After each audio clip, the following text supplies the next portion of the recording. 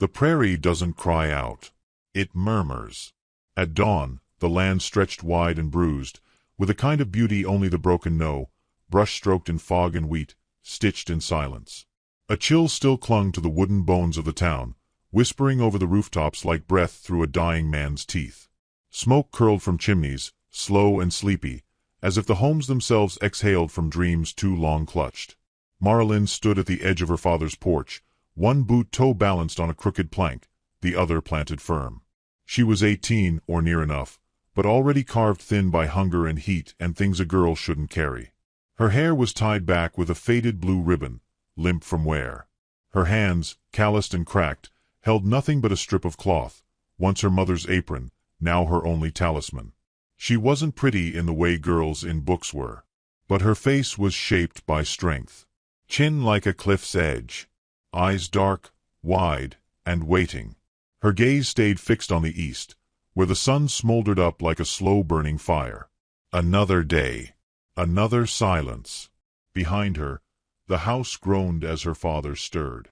Benjamin Lark, once a horse trader with pride in his spine, now a hollow man who drank more than he prayed. Since Marlin's mother passed from the coughing sickness 2 winters ago, the man had dwindled to smoke and spite. His hands, once known for their fairness in deals, had become hands that shook dice, raised bottles, and struck walls when words failed. The town of Ember Hollow knew, and did nothing. There were whispers, of course, of a girl too quiet for her own good, of a man who owed more than he owned. But no neighbor came knocking.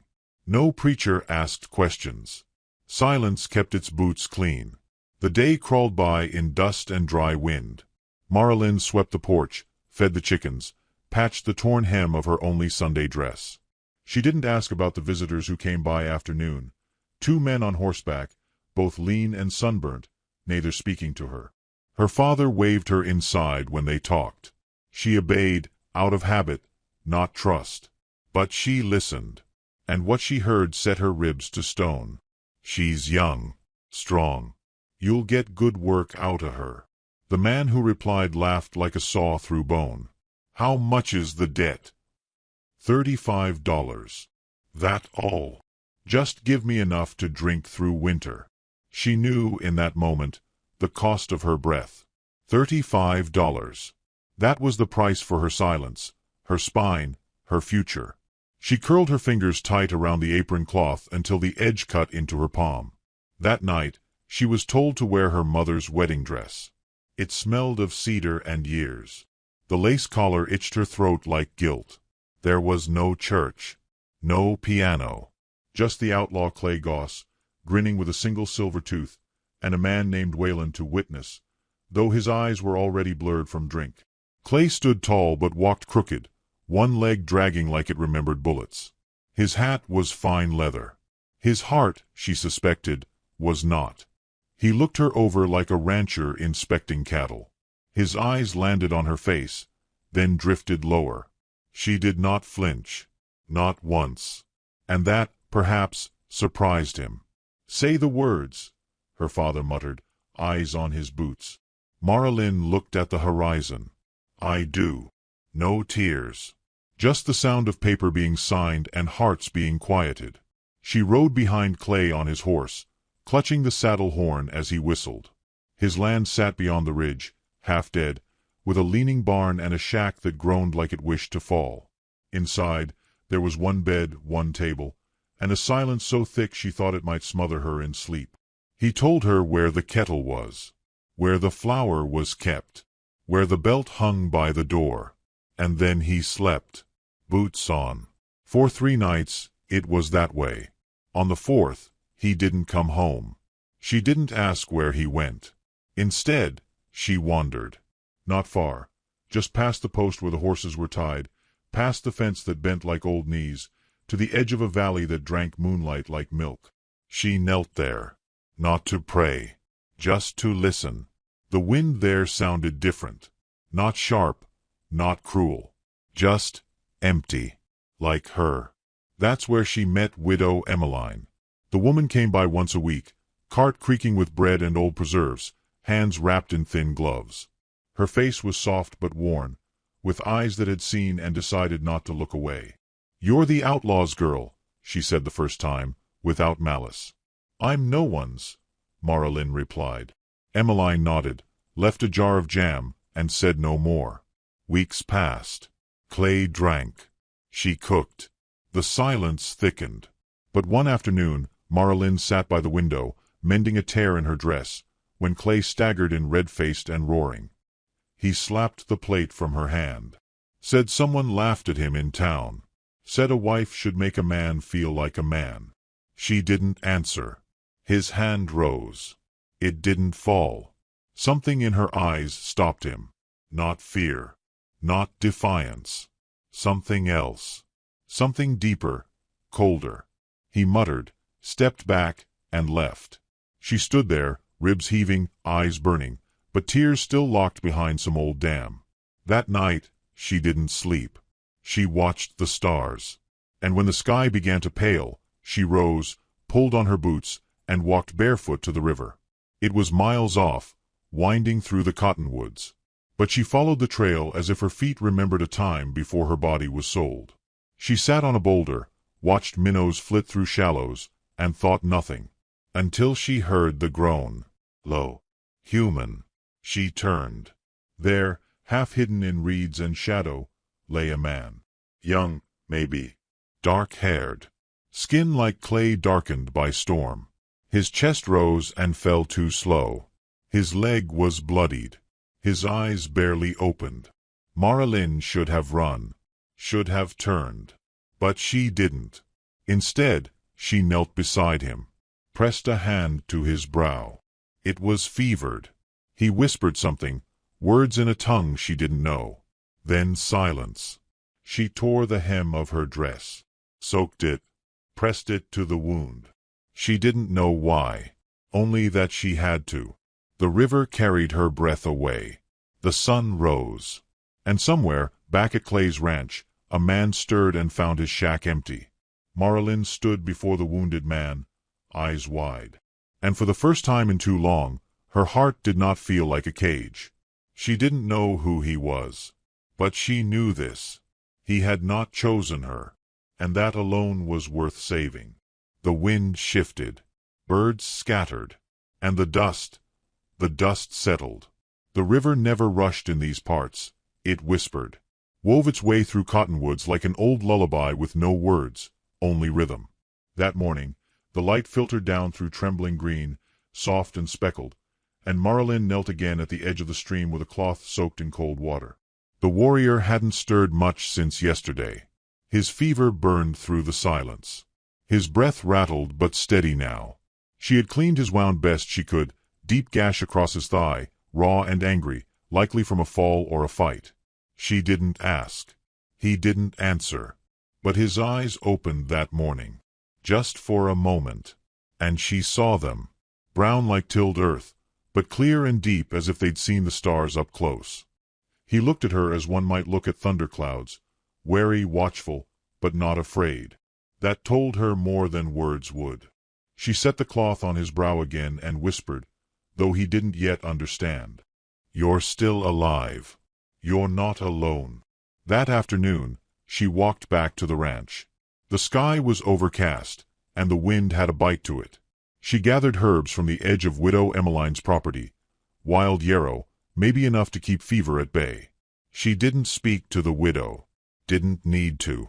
When she passed by, Emmeline was hoeing rows of dying turnips. The old woman's eyes flicked toward her, sharp, knowing, but kind. A small loaf of bread sat wrapped on the fence post. Still warm. No words exchanged. Just truth in gesture. Marilyn left a braid of dried mint beside it. That night, Clay came home angry. His boots were muddy. His breath smelled of rot and whiskey.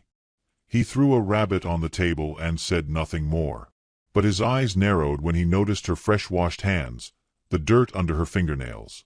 He asked no questions. But suspicion, she knew, was a seed once planted that grew fast in men like him. She slept lightly, dreamed of cottonwood leaves drifting slow across water. The next morning, the warrior was gone. Her heart panicked, but then she spotted him, just 10 paces off, sitting with his back against a tree. Blood soaked the cloth on his thigh, but his eyes were clearer now. The fever had broken. He said a name, his name, she guessed. Tasani. She repeated it softly, letting the syllables settle in her mouth. He nodded once, then winced and leaned back. They didn't talk much after that. But each day she came. She brought food, bread, berries, salted meat, water, herbs, a comb even, to untangle his hair. And one evening, she brought an old blanket her mother had stitched long ago, one of the few things she had left from that gentler time. He hesitated to take it, so she draped it across his legs without asking. Tasani began carving. Bits of wood, shaped by his knife, slowly became something more. Tiny animals, feathers, a small horse with eyes too big. He worked with steady hands, even when his wound throbbed. It was his way of speaking. And she listened.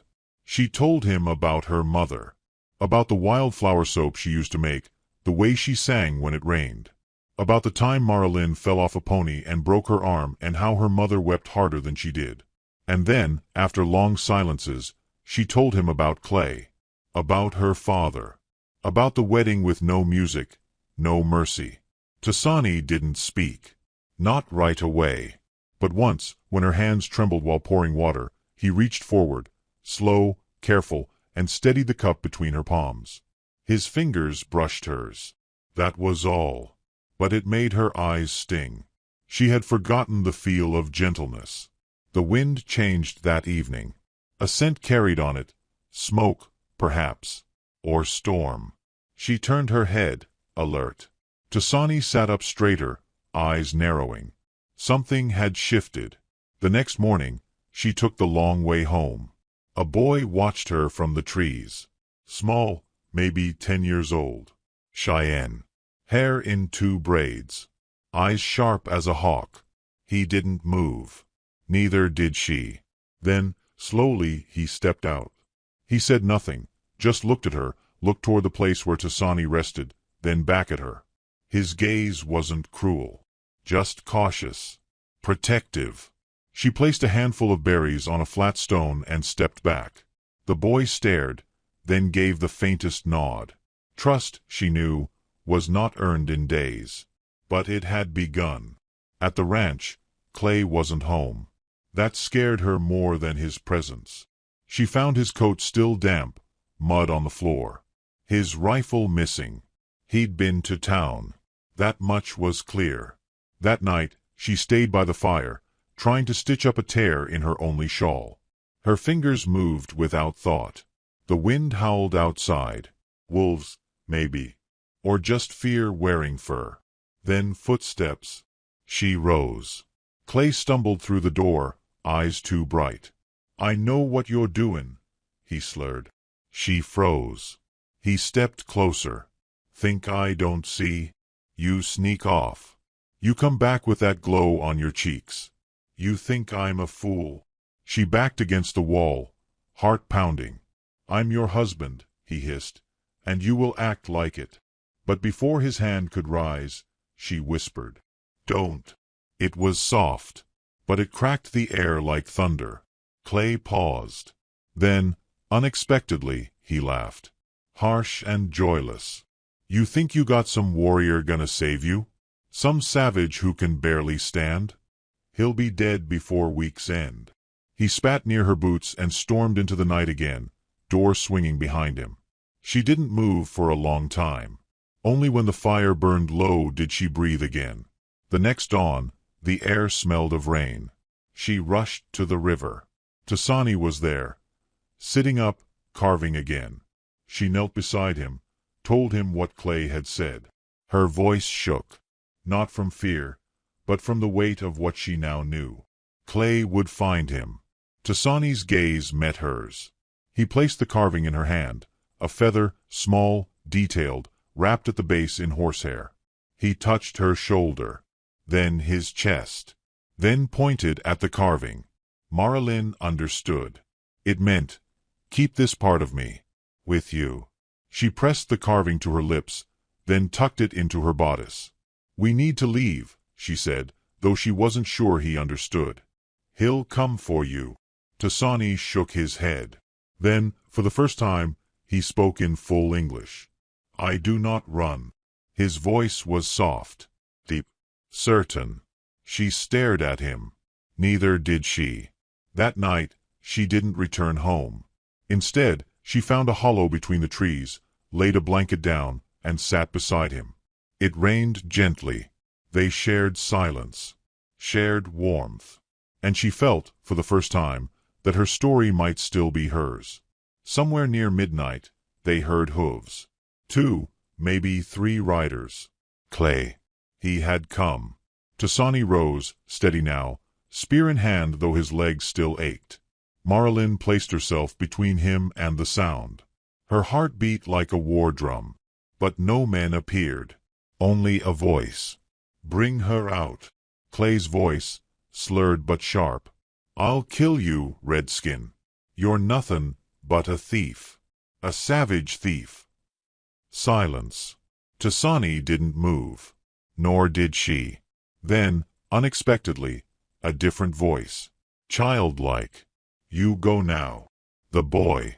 From the trees, the Cheyenne child stood, bow in hand, flanked by 2 older braves. Silent shadows. Clay cursed, spat, backed away. The hooves turned. They were gone. Marilyn sank to the earth. Tasani stood, watching the woods. The boy approached her, held out a small string of beads. She accepted it with trembling hands. Then he vanished. Morning broke slow, with gold bleeding through the trees. Marilyn and Tasani sat by the river again. He took her hand, turned it palm up, carved something into the soft bark of a fallen branch. A ring, not of gold, but of pine. She didn't put it on. Not yet. She just held it, and whispered, "You saw me, before I even knew I was here." He looked at her and said her name, slow and reverent. Marilyn. And in that moment, she knew the world had not ended when her father signed her away. It had just begun to turn toward something new. The wind changed the way it moved through the cottonwoods after that night. It no longer passed like sorrow, but like a secret shared between 2 souls who had seen the same storm. The morning light arrived pale and clean, washing the sky in soft pewter while dew clung to the grass like 100 waiting teardrops. Marilyn rose with her shawl wrapped tightly around her shoulders. Tasani still slept near the fire pit they'd built from river stones. His breathing even, the faint scar across his brow no longer angry red but healing flesh. She watched the way his fingers curled against the earth as if it were something sacred, something that would not betray him. She envied that peace. But a piece of it had begun to grow in her too, slow and stubborn.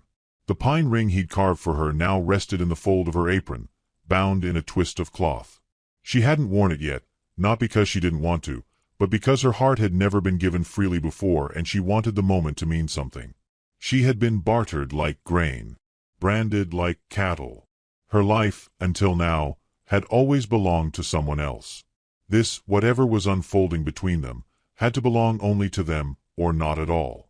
That day they didn't speak much.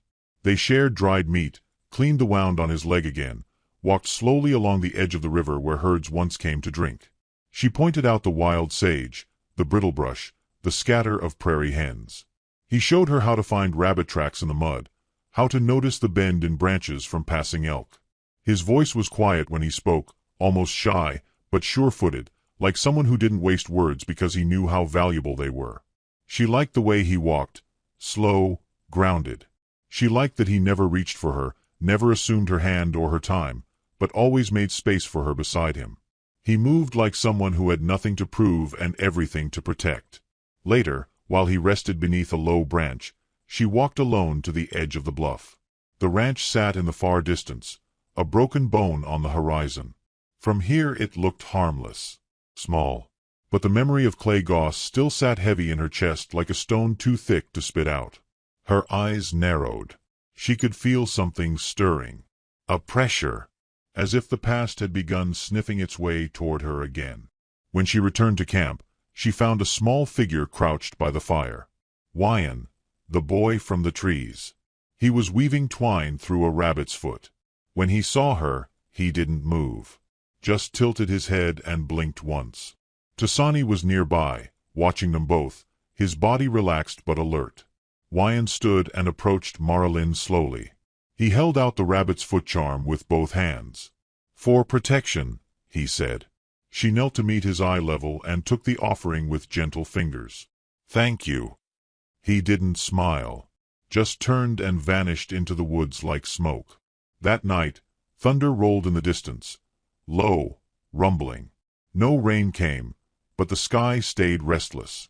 Tasani sat across from her, firelight dancing across his cheekbones, casting gold into the hollows of his face.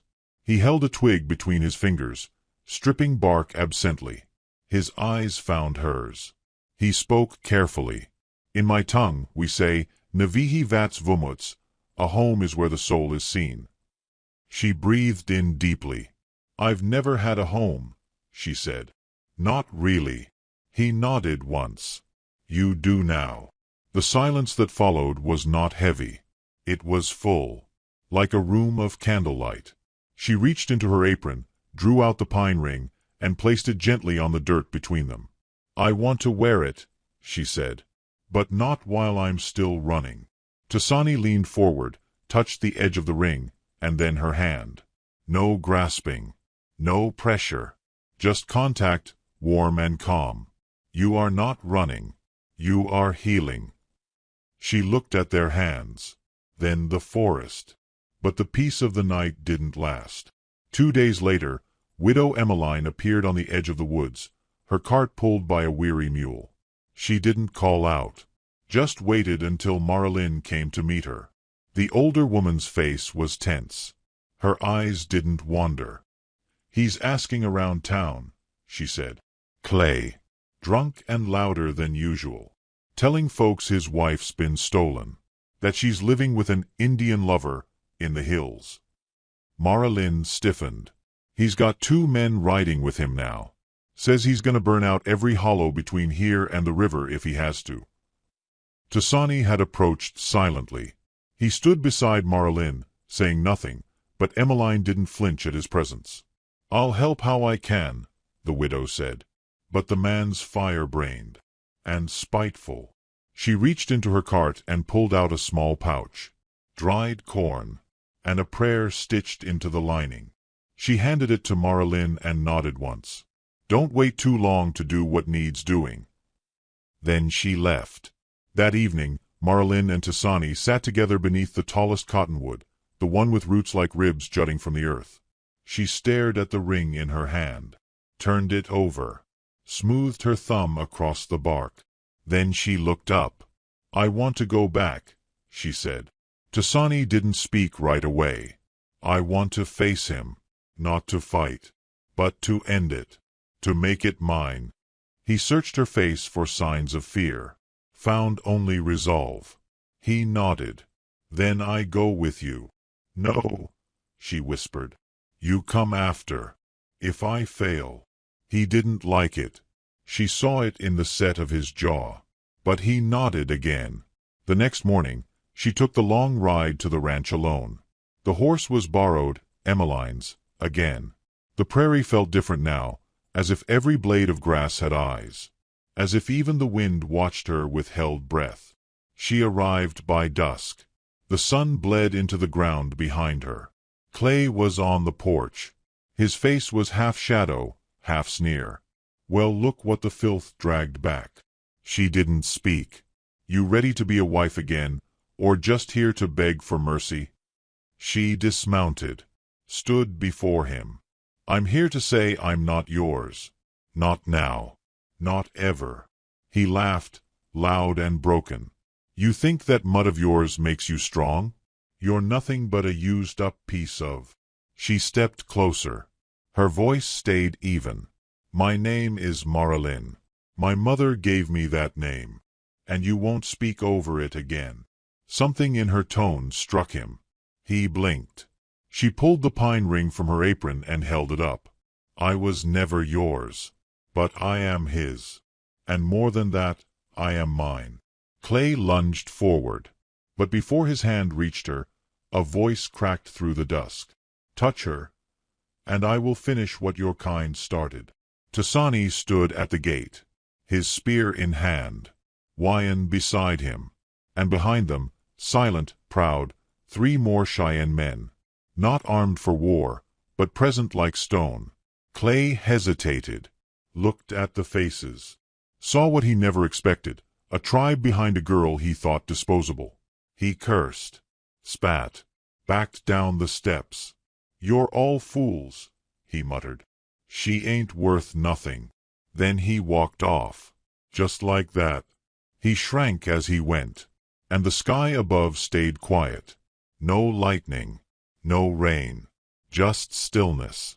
Marilyn turned toward Tasani, her breath unshook, her spine unbowed. He approached. She held out the ring, and this time he placed it gently on her finger. A circle of pine, bound in ash and bark. Not gold, but stronger, more real, more hers. And beneath the cottonwoods, as the wind whispered songs that sounded like belonging, she rested her forehead against his. And the world exhaled. The prairie doesn't forget. It keeps its memory in wind-scoured stones, in hoofprints half-swallowed by grass, in the scent of smoke after storm. Even long after blood has dried and names have vanished, the land remembers who stood tall, and who crumbled. Marilyn now walked with her head lifted. Not high, not proud, but steady, as if the spine beneath her skin had learned how to hold its own weight. The pine ring stayed wrapped around her finger, worn smooth from every breath, every heartbeat. She didn't stroke it often, didn't need to. Its presence was steady as a heartbeat beneath her thumb. In the Cheyenne camp nestled beyond the bluffs, her days had become slower, warmer. She learned how to grind dried corn in shallow bowls, how to stir medicine over a fire, how to listen with her whole body. The women didn't ask questions, nor did they look at her with pity. They nodded when she spoke, laughed when she did. They offered space, not rescue. Children sometimes gathered around her when she sang old settler songs in a voice too quiet for a saloon but just right for evening light. Cheyenne often sat closest, arms crossed, watching with solemn approval, as if measuring the shape of her heart with every note. And Tasani, he didn't hover. He simply was. Present when she needed stillness. Nearby when the wind felt heavy. He had never once asked her to be his. Yet she already was. Not through claim, not through rescue, but through rhythm, like the way rivers belong to valleys without trying. Their evenings became quiet rituals, stringing dried herbs, walking by the water, sharing meals under stars that watched without judgment. Some nights, they didn't speak at all. They didn't need to. But peace, as always in this world, was a season. And like any season, it had an ending. It came in the form of hoofbeats. One afternoon, while Marilyn was spreading bundles of tobacco leaves to dry, she heard the call. Not a scream. Not a panic. Just the clear voice of a boy on the ridge. Short, sharp, and certain. Riders. From town. 4 of them. She rose slowly. Her heart didn't panic. It braced. Tasani appeared beside her within minutes, face unreadable. His body moved like water finding its shape. He reached for his bow, not rushed, not frantic. Marilyn touched his arm. "Let me try first." He looked at her, said nothing, but after a moment, he nodded. When the riders crested the hill, dust curled at their heels. One wore Clay's coat. The others, men from Ember Hollow, faces vaguely familiar. Drunk on pride or coin. Or worse, revenge not earned, but borrowed. They didn't slow as they neared the outer edge of the Cheyenne village. Didn't dismount. Just pulled reins and sat high, sneering. Clay wasn't there. But his venom was. The lead man, a wide-shouldered settler with a gut full of arrogance, spat in the dust. "We're here for the outlaw girl.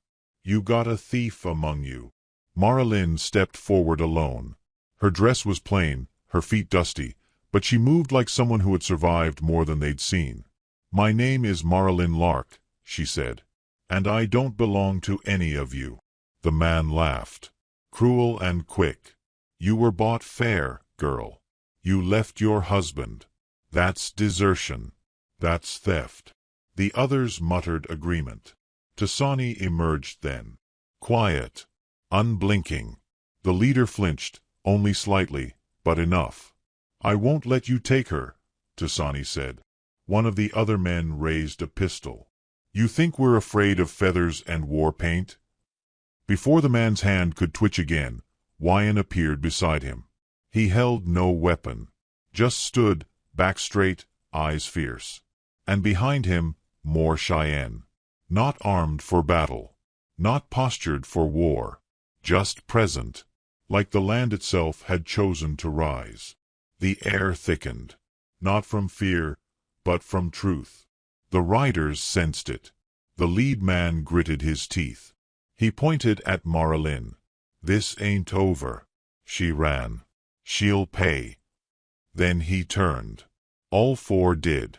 They rode off, leaving churned dust in their wake. Marilyn didn't flinch. Tasani came to her side and placed a hand on her back. Not to shield, not to claim, just to steady. She exhaled. But later that night, the truth returned like smoke. They would come again. Next time not for words. The next morning, the elders gathered. Marilyn was asked to speak. Not commanded, asked. She told them everything. Of the forced marriage. Of Clay's threats. Of the price on her dignity. The elders listened in stillness.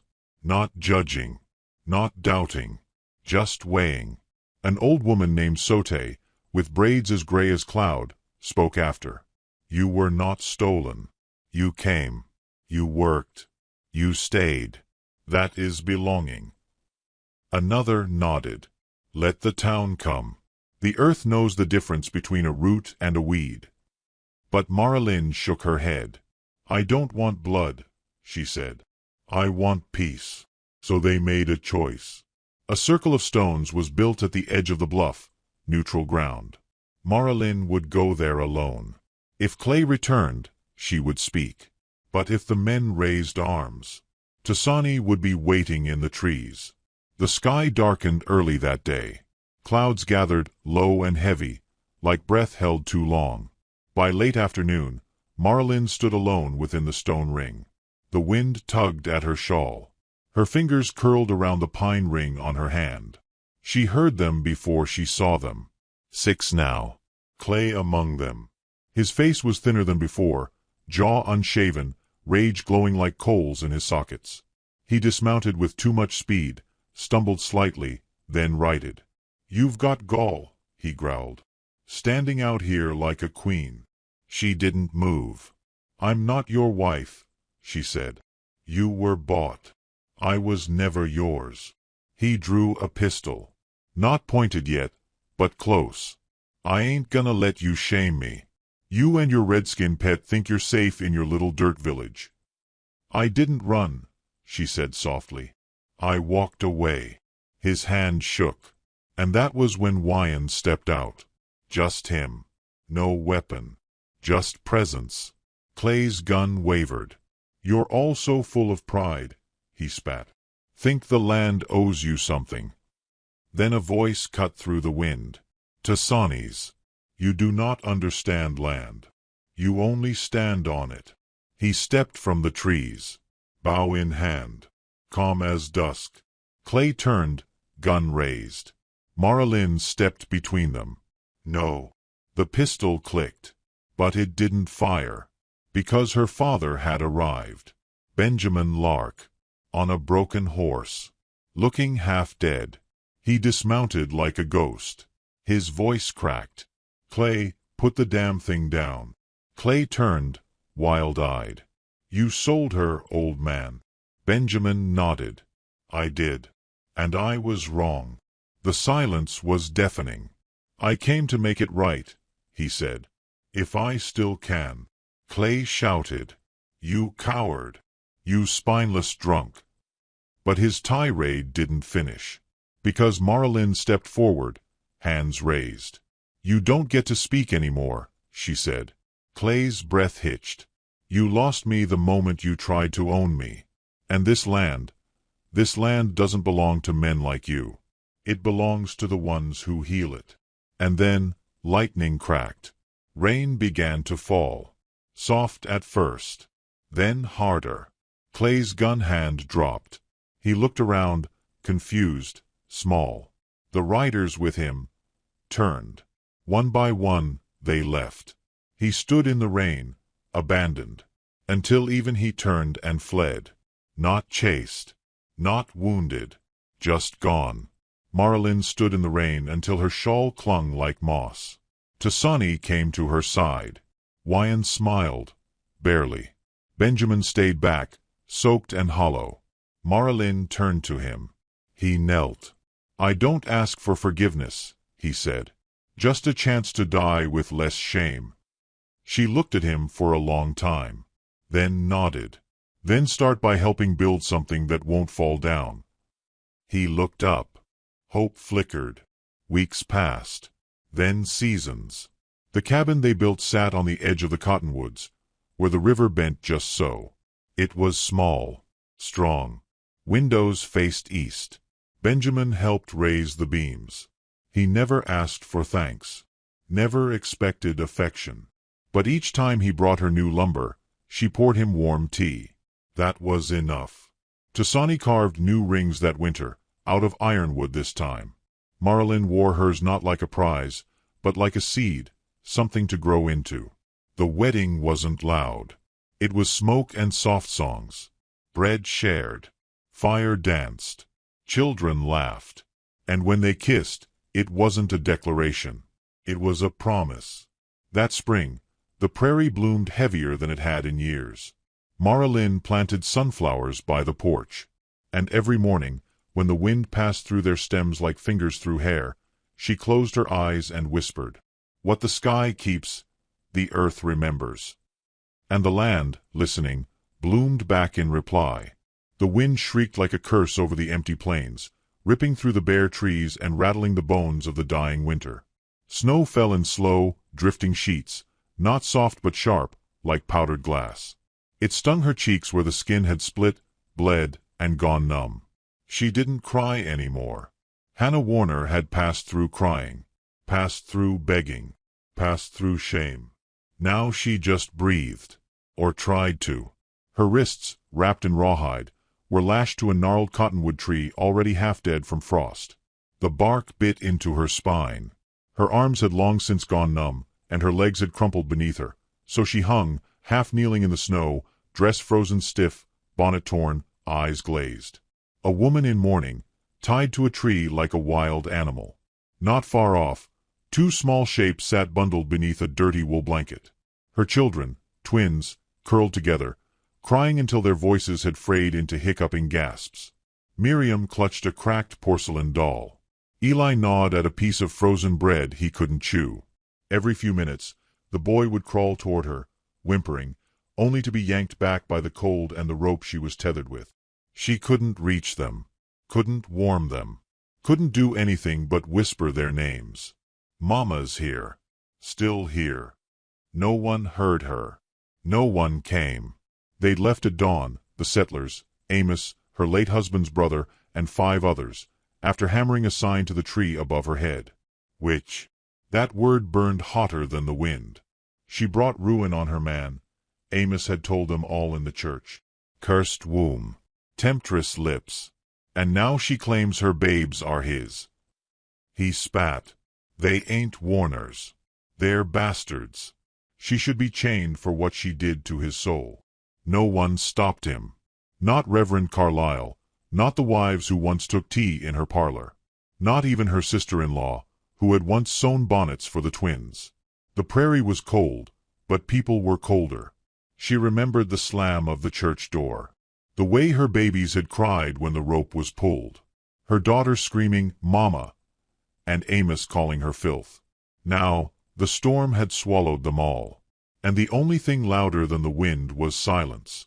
It was mid-afternoon, though the sun never really showed. Just a pale glow behind a thick ceiling of gray. The snow was deep now, up to her calves, and still falling. Her fingers had gone waxy. Her lips cracked. Her breath steamed only faintly. Eli stirred. He looked up at her through red-rimmed eyes. "Ma." Her mouth moved, but no sound came. Then came the hoofbeat. 1. Then 3. Then silence. Hannah didn't lift her head. She couldn't. But her heartbeat surged like a frightened colt. Her head spun. Hallucinations came before death, she knew. Her mother had said that, when they buried her father. But it wasn't a hallucination. It was a horse. A tall figure, cloaked in buffalo hide, emerged through the curtain of snow, riding slowly. The horse was lean, black, nostrils flaring steam. The rider wore no settler's coat, no blue badge. His hair was long, black, braided with bone. A rifle slung across his back. A hunting knife at his waist. Comanche. The settlers would call him savage. But Hannah only saw a man who wasn't leaving. A shadow that didn't disappear.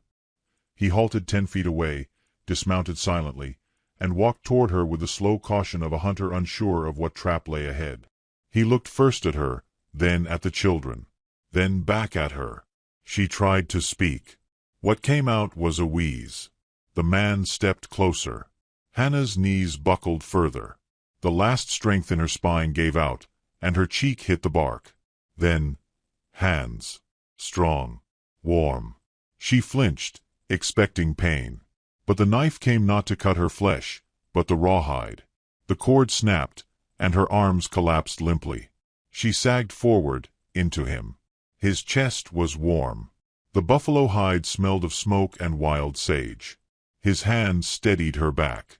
Her body shook violently, no longer able to hold in the tremors. He said something low and unfamiliar, a string of words that sounded like river water over rocks. He repeated it. She opened her mouth, trying to answer. But only a cough came. He looked at her again, studying her with something close to confusion. He touched her face, gently, then turned his head sharply toward the children, still curled near the tree.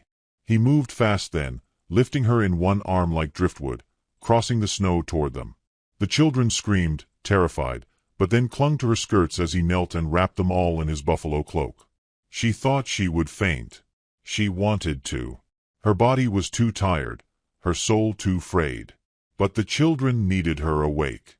She locked eyes with Miriam, who was sobbing now into her side. "Mama," the girl whispered, "don't go sleepin' again." The man said something again, softer this time. He gently laid Hannah across the saddle and placed both children before her, holding them tight. Then he mounted behind them, wrapped his arms around all three, and kicked the horse forward. She didn't know where they were going. Didn't know if this was rescue or new captivity. She just knew the snow no longer clawed at her face, and her children no longer shivered alone. And that, for the first time in 2 days, her body leaned on something warm. They rode for what felt like hours, through hills blanketed in white, past frozen streams and quiet groves. Hannah faded in and out of consciousness. Each time she stirred, she heard the steady sound of hoofbeats and the children's soft breathing pressed to her chest. When the world sharpened again, they had arrived. A camp. Teepees ringed a central fire, flickering against the darkening sky. Smoke rose from the tops. Figures moved through the haze, some men, some women, some children. They looked up as he rode in, and murmurs broke out. Hannah couldn't understand them, but she didn't hear fear. Only surprise. The rider dismounted and caught her as she slid. She felt herself lifted again, like a doll in a dream. A woman appeared, older, with braids wrapped in red cloth. Her eyes were sharp, and she barked something at him. He answered quickly. The older woman glanced at Hannah, then stepped forward, lifted her chin, examined her frostbitten lips and cracked skin. Her expression softened. She beckoned, and he followed. They brought her into a teepee warmed by a fire pit. Furs lined the ground. The air smelled of pine smoke and something herbal. She was laid gently on the furs, and the children placed beside her. Then the old woman went to work. Warm cloths. Salve on the wrists. A thick tea pressed to her lips. She flinched at first, but the woman hushed her, whispered things that sounded like lullabies even in a strange tongue. The man, the rider, stood near the door flap, silent. Watching. He hadn't said his name. He hadn't asked hers. But she watched him. He had saved her. Her and the twins. Her fingers trembled as she reached for her daughter. Miriam, still wrapped in his cloak, nestled beside her like a kitten and finally, slept. Eli curled into the crook of her legs. The fire crackled. Outside, the snow began to fall slower, softer, and somewhere far off, the wind no longer howled like death. It sighed. The fire crackled low in the center of the lodge, its orange light dancing across hide walls stitched with care.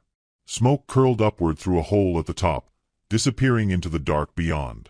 Hannah sat against the firs, her legs wrapped beneath a thick buffalo robe, her fingers still bandaged but warmer now, no longer blue. Her children slept beside her, Eli with a strip of rawhide clutched in his little fist, and Miriam curled around the half-mended doll the older woman had silently repaired. The heat of the fire kissed her cheeks. She hadn't felt her skin in days. Across from her sat the man who had saved them. He hadn't said his name, not in English, not in words she could hold on to. The others in the camp called him something that sounded like Tokeoma. It came with respect, and sometimes worry. She watched him now, bare-armed despite the cold, sharpening a flint knife with quiet, rhythmic strokes. The shadows made his cheekbones sharper, his eyes darker. He hadn't looked directly at her since bringing her here. But he had been watching, always, from the edge. Hannah's voice rasped when she finally broke the silence. You saved us. He didn't look up. Was cold. Would have died. He paused, then nodded once. Yes. She waited. The silence stretched. I'm Hannah, she added softly.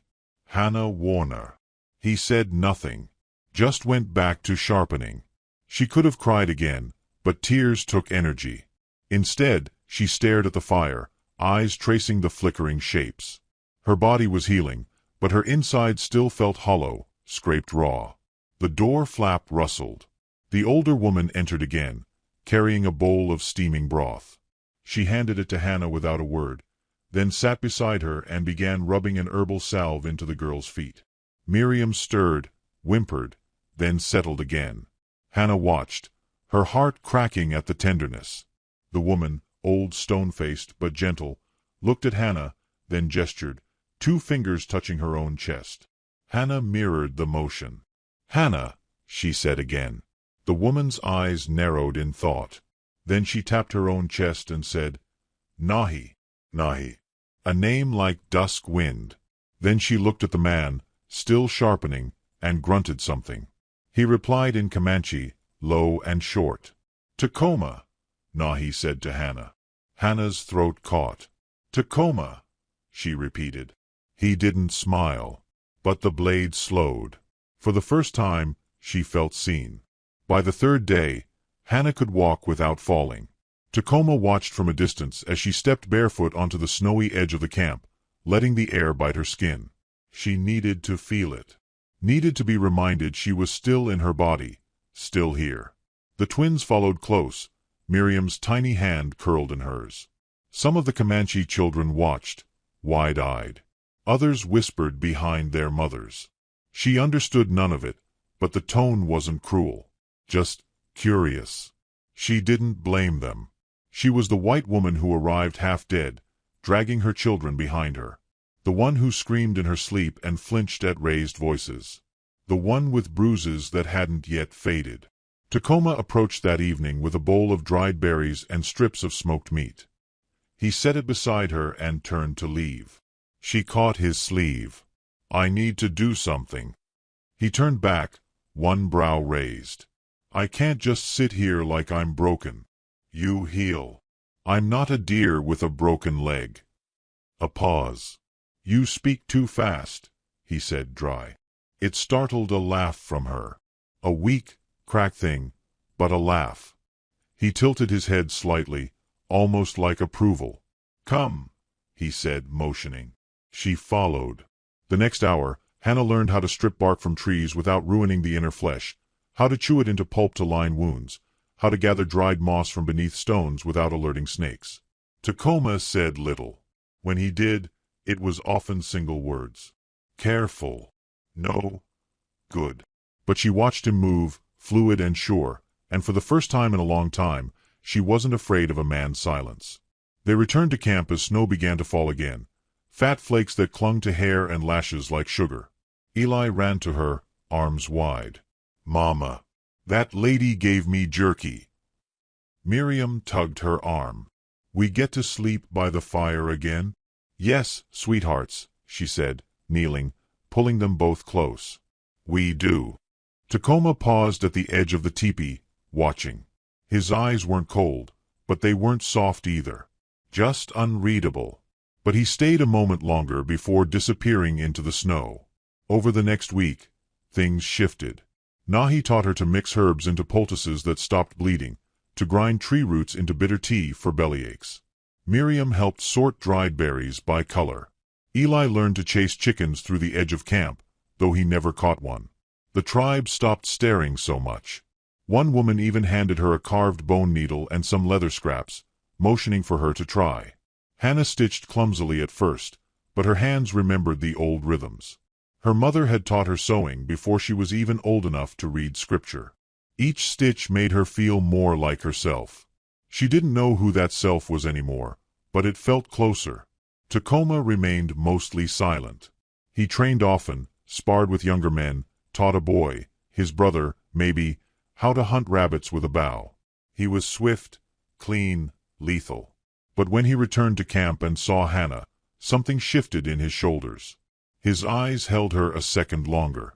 One night, as the stars burned low and the twins slept, he sat by the fire and said, "Your people come back?" She stiffened. "You mean the ones who chained me?" He nodded once. She stared into the flames. "If they think I lived, maybe." He was quiet. "They won't stop," she added. "Men like that, they think women are only good if we stay small." He glanced at the children. "Small ones cry less now." She smiled. "Because they feel safe." His brow furrowed. "I do not like them scared." "You don't like you scared either." He didn't answer. A day later, the first sign of trouble came. A rider was spotted near the riverbank. Not Comanche. Not friendly. A settler scout. Whispers passed quickly. The men gathered. Nahi's voice rose with warning. Tacoma returned to camp at dusk, his clothes dusted with ice. He knelt before Nahi, said something too fast for Hannah to follow. Nahi's face hardened. He turned to Hannah. "More will come." She swallowed. "You sure?" He nodded. "Scout does not ride alone." She touched her children's heads. "Then we run." Tacoma shook his head. "Not yet." He looked at her, eyes dark. "They do not get you again." Her throat tightened. "Why?" He blinked. "You are fire." "I'm broken." "No," he said, firm. "You burn." The silence between them pulsed. Something alive. Something unspoken. That night, Tacoma handed her a blade. Short. Bone-handled. Clean. "For when they come," he said. Hannah stared at it. "I've never." "You live now." "They come, you live again." She turned it in her hands. It felt real, solid, powerful. She placed it under her bedding, beside her children. When she looked up, he was already gone. The next dawn, the snow melted slightly.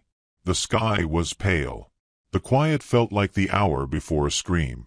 And then, footsteps. The kind that weren't welcome. A shout from the trees. Horses. The jingle of settler reins. And a voice she'd prayed to forget. "Bring the witch out." Amos. He was here. Hannah froze. She could hear Eli start to cry. Miriam clung to her leg. Tacoma stood at the edge of the fire circle, bow in hand. Another voice rang out. "You got one chance to give her up." The Comanche men stood tense. Nahi shouted something sharp. A younger warrior lifted a tomahawk. Tacoma didn't move. Then Amos again. "You hear me, redskins? That woman's ours. She belongs to the Lord's justice." Hannah stepped forward. She didn't shake. She didn't flinch. She stepped to Tacoma's side, shoulders square, chin lifted. "Tell him," she said, voice low. Tacoma turned to her. "What?" "Tell him I'm not his to claim. Not now. Not ever." Tacoma's lips curved into something close to a smile. Then he shouted, loud, fierce, in Comanche. The settlers didn't understand, but they understood the sound of bows being drawn, the hiss of war. The posse hesitated. Then Amos snarled, "You'll burn for this, Hannah. You and those heathen bastards too." He turned. The posse backed away, but the promise in his words lingered like smoke.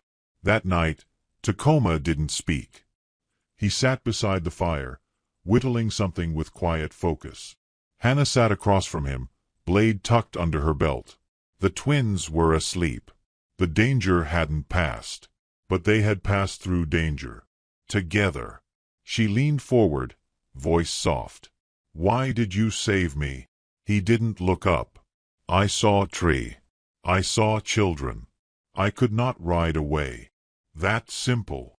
He finally looked at her. "You were dying, but you did not cry." "No," she said. "I burned." He nodded once. "Yes. Fire." A long silence. Then she whispered, "And you?" He didn't answer, but he handed her what he'd carved, a small wooden horse. "Eli would love it." Hannah smiled. The fire crackled, and somewhere beyond the trees, snow began to fall again, softer this time. But inside the lodge, the fire did not go out. It wouldn't. Not this time. The sun hadn't risen yet, but the land glowed with that pale blue just before dawn, when everything looks frozen in time, like a painting left outside too long. Hannah stood on the edge of the camp, staring at the horizon. Her hands were steady now. Her breath didn't rattle in her chest. Behind her, the lodge smoked softly, children still asleep inside. Tacoma stood near the horses, adjusting a saddle, quiet as ever. They hadn't spoken since Amos rode off. Not because there was nothing to say, but because the air between them held too much already. When she turned to him, he was already looking. "He'll come back," she said, voice low. Tacoma nodded. "With others." "How many?" He ran a hand down the horse's neck. "Enough to make the ground bleed." She swallowed. "So we run."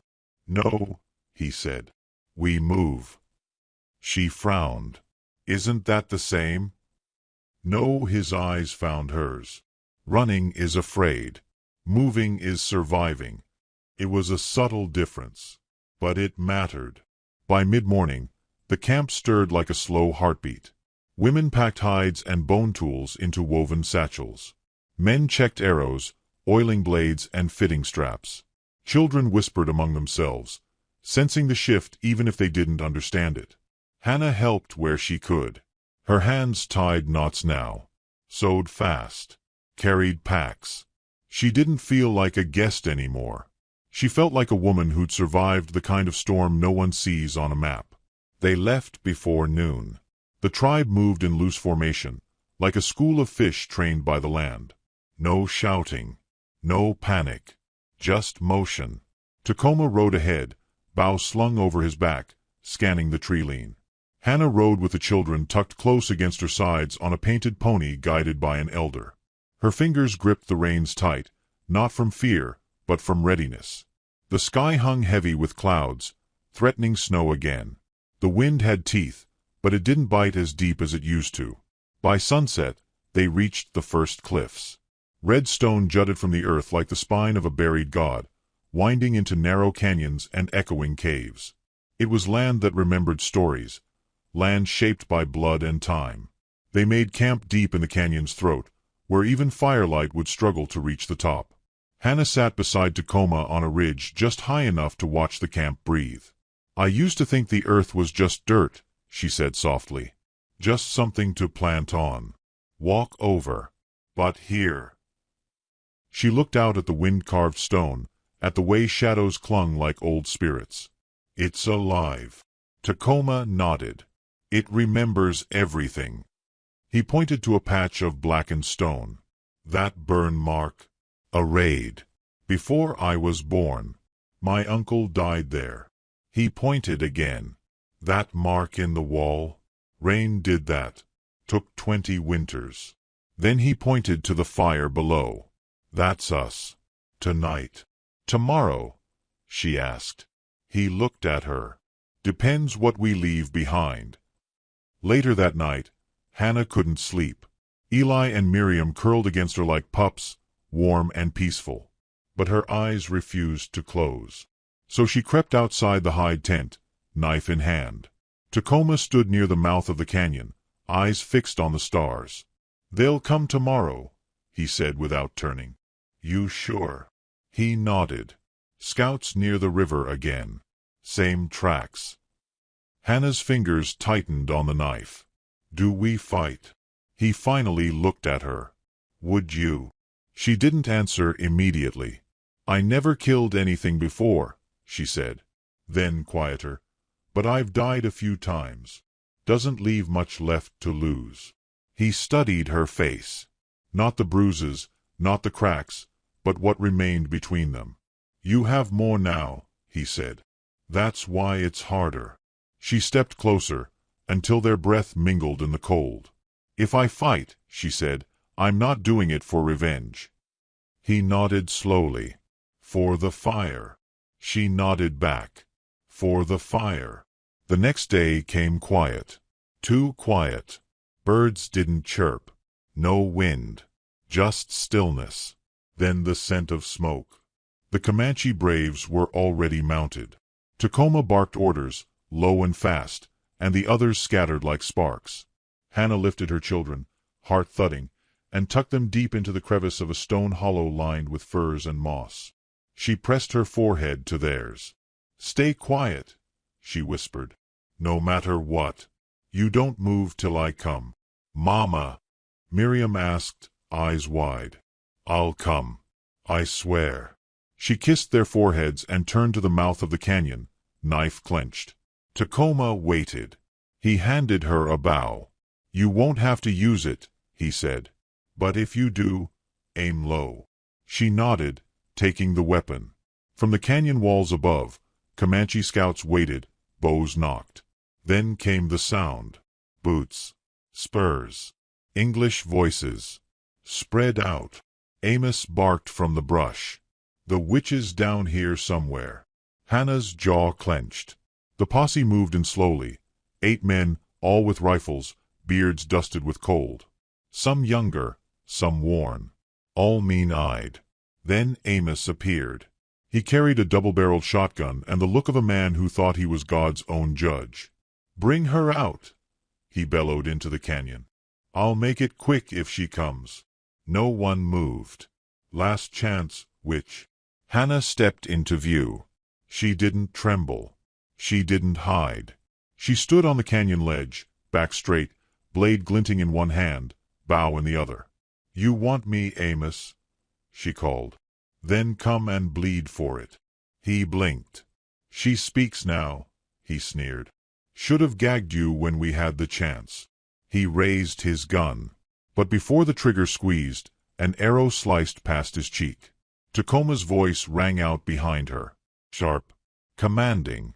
The fight began. Gunfire cracked like thunder.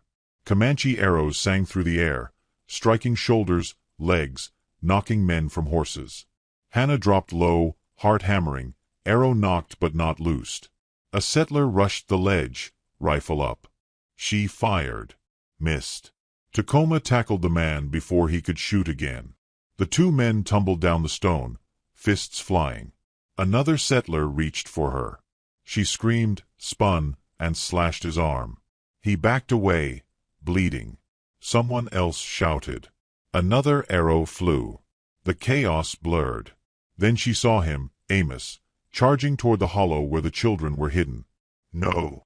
She ran, stumbling, slipping on stone.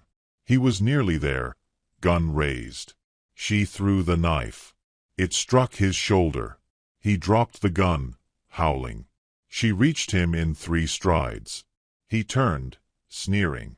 "You gonna kill me now?" She punched him. He staggered. She grabbed his collar, slammed him to the wall. "This is for your brother," she hissed. "And for my children." He tried to grab her throat. She brought her knee up hard. He crumpled, but not dead. He grabbed her ankle. She kicked hard again and again, until he stopped moving. She stood over him, chest heaving. Then hands grabbed hers. Tacoma. He pulled her back as another shot cracked above. The settlers were retreating, limping, bleeding, half their men down. The canyon held. The children cried from the hollow, but they were safe. It was over. For now. Night fell slowly. The fire burned low. Hannah sat beside Tacoma near the water's edge. The twins curled together behind them. She wiped blood from her knuckles. He handed her a scrap of cloth. "I thought I couldn't," she whispered. "But I did." He nodded. "You lived." She looked at him. "So did you." Their eyes held. Then she leaned her head against his shoulder. For the first time, he didn't pull away. They watched the fire flicker, and the canyon whispered around them. The land had seen battles, blood, loss. But tonight, it remembered her. Not as a widow, not as a witch, but as a woman who'd fought back. The snow fell again in the night, soft, heavy, and slow, like the land itself was trying to cleanse the blood from its surface. The canyon had grown quiet after the storm, its red stone slick and glistening in the pale morning light. Smoke curled from the dying fires, and the breath of the living mixed with that of the earth. Hannah stood alone on the ridge. Below her, the tribe moved silently, tending wounds, burying the dead, packing slowly. The bodies of 2 Comanche warriors lay under hides, one of them a boy no older than 16. He died with his blade still clenched. There were no tears at his burial, only chants low and steady, ancient as dust. She watched with dry eyes, heart heavy but not breaking. Not anymore. The breaking had already been done, and from its ruins, something else had started to form. Behind her, Tacoma approached without sound. "You should rest," he said softly. She didn't look at him. "I did." "Eat, then." "I'm not hungry." "You will be. You need strength." She turned, finally, meeting his gaze. His left cheek was cut, stitched by Nahi's steady hand, and bruising darkened one eye. But he stood straight, alive, whole. "More men will come," she said. "Yes," he replied. "Always more. They won't stop." "No." She paused. "Then what do we do?" He looked past her toward the distant trees, the world beyond the canyon. "We make it so they can't come back." She nodded slowly. "You mean war?" He didn't answer. He didn't have to. She glanced back at the children, sleeping still in the shelter of stone and hide. Eli had curled around his sister during the night. Miriam's hand clutched the wooden horse Tacoma had carved. They looked peaceful. Too peaceful for the firestorm she knew was coming. "We could leave," she said, almost to herself. Tacoma looked at her sharply. "You want to run?" "No," she exhaled. "But I've spent most of my life surviving. Now I want to live. You will have to fight for it." "I know," she said. "And I will." The posse returned 3 days later, larger, angrier, more armed than before. This time, they didn't shout. They crept. But the land gave them away. Tacoma's brother spotted the first scout. Then 2 more were seen near the southern trail. Footprints in the snow, brittle branches cracked where no deer had passed. They were coming. Tacoma gathered the warriors beneath the canyon's highest ridge. Hannah stood with them, a bow slung across her chest, her blade tucked against her side. She wore a coat stitched from patched hide and lined with fur, her hair braided tight, her face bare. The wind stung her cheeks, but she didn't flinch. "We don't wait this time," Tacoma said. "We lead them where the ground swallows men." She glanced at him. "A trap." He nodded. The others murmured in agreement. She listened, absorbed every word. The place they chose was a hollow where the canyon wall bent inward like a broken jaw, narrow enough to bottleneck riders, sharp enough to echo every footstep. The Comanche scattered dried brush and soaked it in oil. They set up stones where they could fire from above.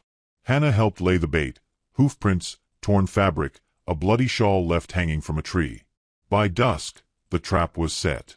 The children had been sent ahead with Nahi and 2 others, hidden deep in the trees near the river bend. Hannah watched them go, her heart twisting, but her grip never wavering. "If I don't come back," she told Nahi, "tell them I burned for them." Nahi had simply touched her cheek and whispered, "Then they will carry your fire." The enemy came just after moonrise. Their torches moved like fireflies, too loud, too confident. Amos rode in front again, face healed but scarred now, one eye swollen from their last encounter. He didn't look like a preacher anymore. He looked like something hollowed out. "I smell her," he sneered. "She's here. Filthy whore." Hannah crouched behind a boulder, bow ready, hand steady. Tacoma signaled. The flames ignited. Brush exploded into fire as the Comanche rained arrows from above. Horses screamed. Men shouted. Smoke filled the hollow like a lungful of rage. Hannah stood, loosed her arrow. It struck a rider in the thigh. He fell, howling. Another arrow. Another man down. Amos shouted, "Find her." She stepped into the torchlight, eyes hard. "I'm here." He turned. Their eyes locked across the chaos. She dropped the bow, drew her blade. He charged. She didn't run. They collided near the fire. He knocked the knife from her hand. She slammed her head into his chin. He reeled, cursed, swung at her. She ducked, grabbed his gun. They struggled. Firelight flickered across sweat and ash. "You think you can undo what you are?" he hissed. "I already did." She pulled the trigger. The sound cracked across the stone like judgment. He dropped. She stood over him. Tacoma approached, blood on his sleeve, breath hard. "It's done," she whispered. He looked at her, not the blood, not the smoke, but her. "You still burn," he said. "I know." The Comanche gathered the next morning. The air was clean again. Smoke had cleared. The bodies were burned in a pyre near the river, where the ashes could feed the trees. Hannah stood among them, her children at her side, Tacoma at her back. No one spoke. They didn't need to. The land had changed, and so had she. Weeks passed. Spring crept in slow, cautious. Green touched the canyon walls. The tribe rebuilt further west, near water, near trees that grew tall and safe. Hannah helped raise shelters, gathered roots, stitched clothes. Her children played with Comanche boys, their laughter no longer brittle. One evening, Tacoma took her hand beneath the stars. "Will you stay?" She didn't hesitate. "Yes. You are not of my people. I wasn't of theirs either." He touched her face. "You don't have to keep burning." She smiled. "I want to. Just slower now." They stood like that, in the hush between seasons, between stories. And the narrator's voice might have said, "She was chained once, by blood, by men, by the cold. But the land didn't bury her. It remembered her. Where her blood touched the snow, something grew. And from that bloom, a fire took root. Not the kind that destroys. The kind that warms. That protects. The kind that never goes out."